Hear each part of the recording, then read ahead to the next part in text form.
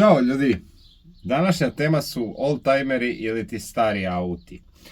Koliko je to danas skupo, koliko se nešto danas isplati popravljati, da li je tu samo ljubav i šta je tu najveći problem. Koga to zanima, nek ostane u nastavku i pogleda ovaj video.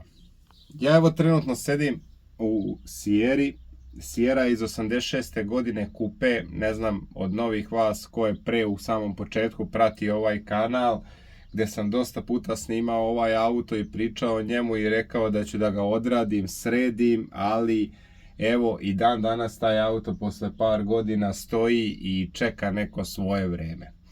Šta je najveći problem na ovom autu? Danas ko ne može sam da odradi, po meni glavni problem i najveći jeste limarija na samom autu.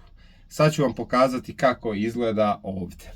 Evo vam recimo sam patos u ovom autu, pogledajte rupe, ovdje ovaj deo, ovdje dole auto bio udaren, najverovatnije i tu je rađen i nije urađen uopšte kako treba. Suvozačeva strana, vidite kako, ajde kažem 90% popravljanja auta kod nas, kad desi se trulež, znači umjesto da lepo ukroje lim, da ide svojim putem, da sad ne znam, evo recimo ovdje je istrulilo i seče se kocka i lepo se ubaci parče lima, oni uglavnom preko stave zakrpku ovu. I po meni to je užasno odrađeno, mislim to može da služi i da se koristi, ali za jedan auto koji treba da izgleda kako je izašao iz fabrike, ovo je jedna užasna stvar, jer prvo nije dobro očišćena rđa, ostavljena je ispod i dalje truli taj lim, lupljena samo ta zakrpka i to je totalno bez veze, tako da, a ima na par mjesta, evo recimo ovdje isto je rađena limarija, pozadi, ajde kažem i u pristojnom je stanju, osim onog ćoška tamo. Sad ću vam pokazati, samo moment, da izađem napolje. Evo recimo ovdje, to sam ja otvorio, prag koji je truo, ovdje dole ispod, isto, svuda ovuda negdje, evo onaj deo iznutra, evo vidi se ovdje kako je tu auto bio udaren, i to je neko samo zakrpio, nije isekao, malo je nezgodni deo i teži za raditi, ali opet mislim da ne treba da se krpi, nego treba da se uradi kako treba. Evo je ovako cela da je vidite.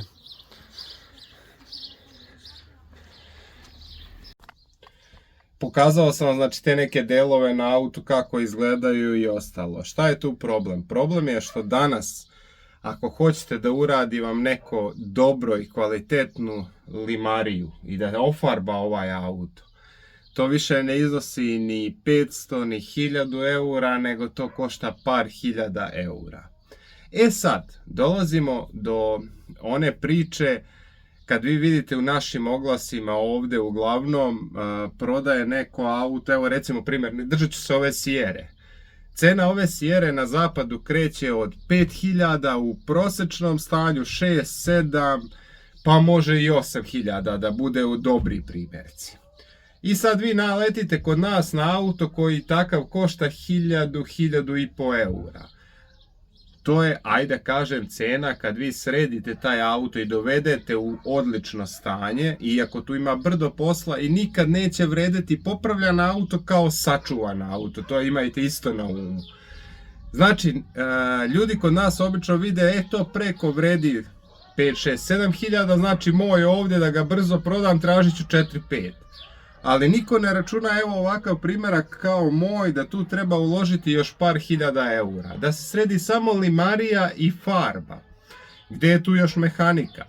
Motor da se sredi, da se odrade servisi, trapovi, kočnice i brdo nekih sitnica plastika koje fale i to. Sad stavite to na papir što sam ispričao u ovom minutu i izračunajte. I vidjet ćete gdje ste sa tom matematikom. Jednostavna matematika, ali vidjet ćete koliko to sve košta. Sad kad ste izračunali koliko košta, dodajte na to pa jedno minimum 2, 3 pa i do 4 godine. Jer ako ne radite sami, budete čekali majstore da vam to odrade, pa jurite ovog majstora, jurite onoga, brdo živaca, muka, problema i ostalog, onda tek izračunajte gdje ste i koliko vam treba. To sve pričam naravno ako u nekom slučaju ne radite sami sve, ili mariju i farbanje i motor. Ja mislim da je takav broj ljudi koji to sve mogu sami dobro da odrade jako mali. Ali ako ne radite to sve sami, izračunajte ovih par stvari što sam rekao i vidjet ćete gdje ste. Tu je glavni problem oldtimera. Znači, nije više problem, neke modele i dan danas ko želi i dosta su traženi, mogu se naći u naravno lošem uglavnom stanju. Ali kad saberete sve ovo šta vas čeka, vidite koliko vam se isplati sređivati, ne samo isplati, nego koliko vas tu raznoraznih prepreka čeka u sređivanju jednog oldtimera. Sad neki finalni zaključak. Ne želim da ovaj video ispadne da ja odvraćam ljude od oldtimera i to ima svoje čari, lepote. I ja prvi uvek i mislim da ću ceo život imati neki stari auto, sređivati i ostalo, jer jednostavno to volim.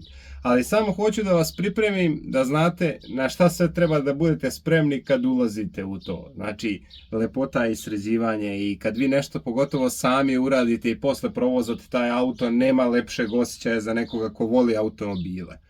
Ali da imate u vidu neke probleme i neke stvari. Sad, na jednu stranu, ko ima financija i može da izdvoji određenu sumu, po meni uvijek je bolje uzeti gotov proizvod i uživati u njemu i voziti.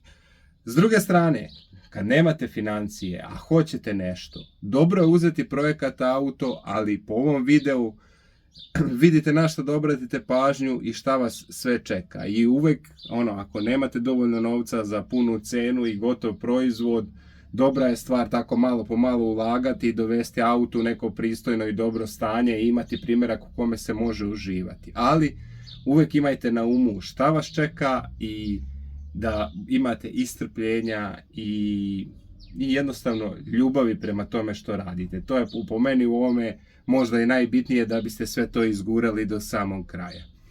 Ništa ljudi, to bi bilo to za ovaj video. Nadam se da sam vam stvorio neku sliku o oldtimerima, kakva je situacija, kakvo je stanje. Ako ima neko nešto da doda što sam ja izostavio, slobodno napišite dole u komentarima, a mi se vidimo u nekom od narednih videa. Do tada, ćao!